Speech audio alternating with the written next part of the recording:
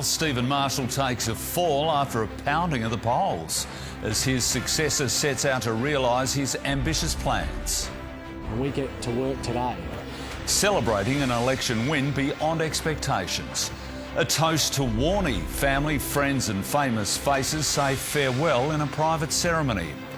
Could an Edgar Day keep the doctor away? Adelaide researchers' new quest for answers.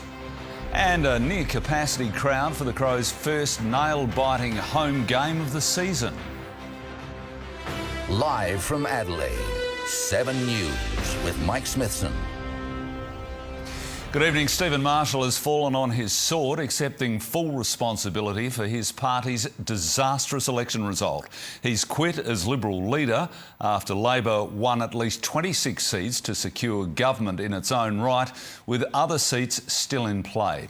Today, Premier-elect Peter Malinauskas was out celebrating with some of his brand new MPs, promising to hit the ground running after a victory even beyond the party's greatest expectations.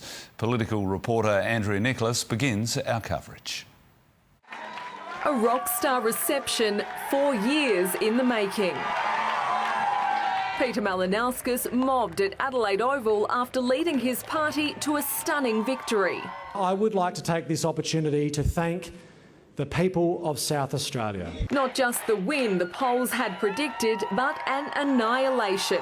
Labor forming a majority government with no need to rely on the support of independents like Carville's Dan Cregan. I do believe that we have the policy and the plan to realise that ambition.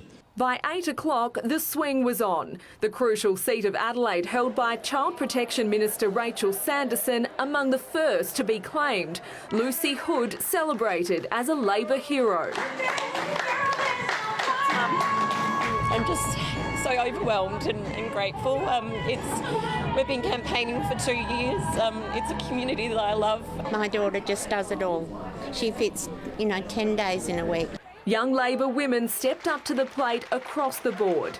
In the marginal seats of Newland, King and Elder, and with a shock swing in the formerly safe Liberal seat of Davenport, knocking out Richard Harvey, Paula Luthen, Carolyn Power and Steve Murray.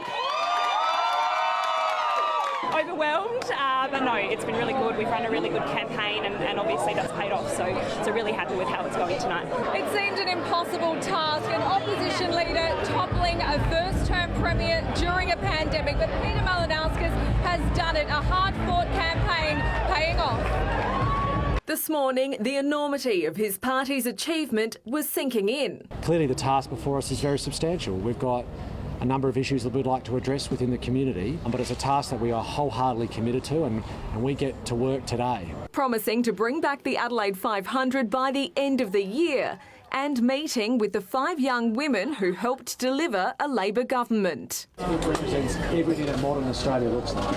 And thrilled to run into a party stalwart, former Tourism Minister Leon Bignell, who significantly increased Labor's margin in Mawson. Thanks, mate. It doesn't happen. I can't believe it. Your leadership, mate.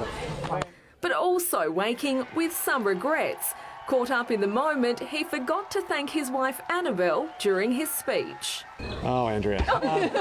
When we got in the car together afterwards, it dawned on me that I hadn't mentioned the most important person in my life.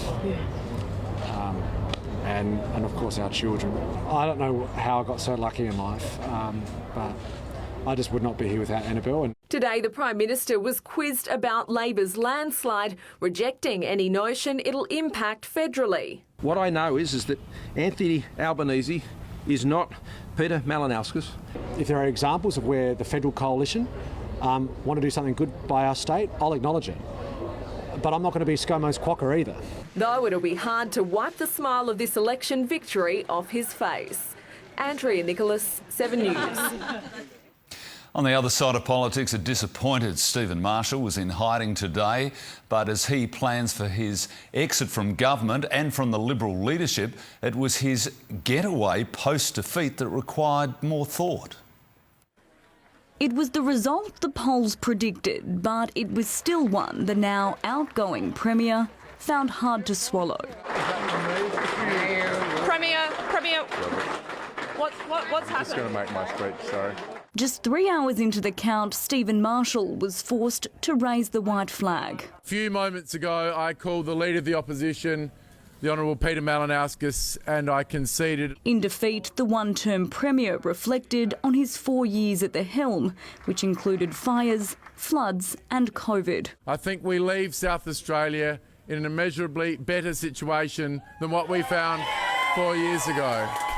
Despite the cheers, Liberal diehards hated seeing their leader lose. I'm just disappointed that a bloody good government didn't get re-elected. I'm upset. We should have stayed in government. But there was one pub goer who made it clear she wanted him out. It's been an honour and a privilege to be your 46th Premier, and I wish you all the very best for the future. I'm certain he didn't expect to lose. Politics is the kind of business that there's no point in being regretful or bitter. The loss of government was solidified in key seats. Was very happy to be part of the Marshall Liberal government. Even Deputy Premier Dan Van Holst-Pellekaan was overwhelmingly defeated by Jeff Brock in the seat of Stewart. The positive for the Liberal Party is that the next generation of the party hasn't been defeated tonight. But the blows kept coming for Mr Marshall, his own seat in doubt. It's on a knife's edge tonight. No, I'm really looking forward to the result there, thank you. And his hopes for a quick exit were also dashed, forcing him back inside to face mourning constituents. It's okay. While Marshall's future here in the seat of Dunstan remains unknown, he did meet with the Governor today to indicate he won't be able to form government and is expected to formally resign as Premier tomorrow. But that's not the only role he's stepping away from. He's also abandoning the Liberal leadership, saying it is time for someone else to lead the team into the future. He wasn't home today to shed light on who that might be. Kimberly Pratt, 7 News. And political reporter Andrea Nicholas joins me now in the studio. Andrea, who's likely to lead the Libs? That's a tough question, Mike, with their numbers whittled down to just 9 guaranteed lower house seats at the moment. And senior Liberal ministers Dan Van Holst-Pellekaan out and Corey Wingard in doubt. And there's still a cloud hanging over former Deputy Leader Vicky Chapman, who's waiting for the outcome of the Ombudsman's inquiry into a potential conflict of interest. Riverland MP Tim Whetstone resigned from the ministry over the country allowances scandal. So the two most senior MPs are David Spears and John Gardner. Conservative David Spears has ambitions, previously putting his hand up for the deputy job, but his appointment could ruffle feathers on the moderate side. New member for Schubert, Ashton Hearn, could be a future proposition, having been media advisor and a close confidant of Stephen Marshall's, but it's not likely to be her time to lead. The futures of outgoing ministers Vincent Tarzia and David Pizzoni still hang in the balance, along with Liberal candidates Adrian Pederick and Alexander Hyde, who does look set to take the seat of weight from Sam DeLuc. We'll learn more when early and postal votes start being counted from tomorrow. But Mike, there's no question the Liberals have a mammoth task ahead to rebuild. An understatement indeed. Thanks, Andrea. Shane Warne's closest friends and family have said goodbye in an emotional private funeral honouring his life as a legendary sportsman and loving father. Cameras were permitted to capture a lap of honour at his beloved St Kilda Football Club, tears flowing before a public memorial later this month.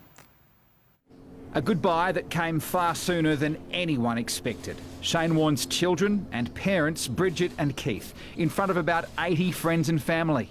As we have a final toast to the great Shane Keith Warne.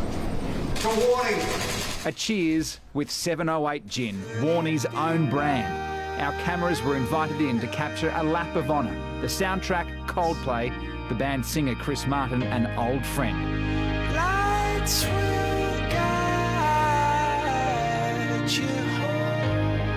Shane Warne's beloved St Kilda Football Club hosting the service, and where the Saints usually go marching in, this time it was Warnie, carried by his dad, brother and son.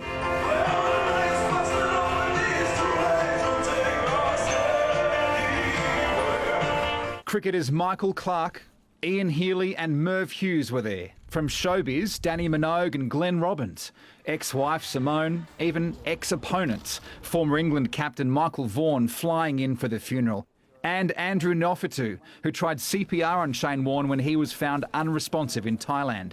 Everyone here today given a St Kilda scarf. Eddie Maguire was MC. It was one of the greatest honours of my life to be able to be involved. He described Shane Warne as a Superman who was fallible. It was very much like Shane. There were elements of joviality and levity mixed with dedication. You're simply the best. Better than all the rest. The family and his close friends spoke. I don't know how they did it, to be honest, but they held themselves together. Not everyone who wanted to come could. Ex-fiancée Liz Hurley, stuck between filming commitments, posted her tribute on Instagram. It still hasn't really sunk in that he's gone. It seems too cruel. A public memorial is at the MCG Wednesday week. Tickets are expected to be available as early as this Tuesday. Elton John and Ed Sheeran, both great friends of Warnie, will send individual video messages for the service. An event for the world to say goodbye after Warnie's family did that today. I hope they pack out the MCG. It'll be a fitting tribute to a great man. Blake Johnson, 7 News. There's been a significant drop in COVID cases in South Australia today, but no indication yet from the incoming government if there'll be a further easing of restrictions. Casey Trelaw joins us live from Victoria Park, where once again there are long queues for testing. Casey. There are, Mike. Some people have been waiting in line here for up to 4 hours to get a PCR test today. Now, we recorded 3,168 new cases today and sadly another 2 deaths. But that's 3 days in a row where the number of new infections has dropped. That's despite health experts predicting a surge in COVID infections amid the spread of the highly contagious Omicron subvariant. Now, today, Peter Malinauskas said he'll meet with Police Commissioner Grant Stevens and other key officials by the end of the week to get a briefing on the state of play. And while he'll continue to listen to health advice, he has flagged changing the Emergency Management Act. The Emergency Management Act is not fit for purpose for a global pandemic that lasts for 2 years, and there will need to be changes here. Now, while case numbers appear to be trending down, hospitalisations do seem to be going up, with 148 people now in hospital with COVID. Mike? Thanks for that, Casey. Despite the impact of COVID, organisers of the Adelaide Festival and Fringe are celebrating a bumper Mad March as the premier events wrap up tonight with box office success. Performers have been rehearsing the name of our new premier. Peter Malinauskas. That's it. Peter Malinauskas. Rolls off the tongue. Still working out who our new premier is, homegrown star Hugh Sheridan is gearing up for his last show at the Fringe tonight. The shows have been brilliant. Probably the best shows that I've done at the Fringe ever. More than 700,000 tickets were sold for this year's Fringe, bringing in almost $20 million at the box office. We had over 6,000 artists and 1,100 shows in 350 venues. Organisers hopeful the new government will stick to its promise to provide an extra $2 million a year in funding. In many ways, this year was much harder than last year. Because of COVID being in the community, this was the toughest Fringe, I would say, ever. And it wasn't just a great year for the Fringe. Despite the impact of COVID, the Adelaide Festival exceeded its box office target with $4.9 million in sales. It's been really difficult for artists, but here we are. And we got it through. And while most shows finish tonight, due to popular demand, the drone show Sky Song has been extended for an extra weekend in McLaren Vale. Mitchell Zariovsky, 7 News. A motorcyclist was involved in a nasty smash into a Stobie pole after losing control.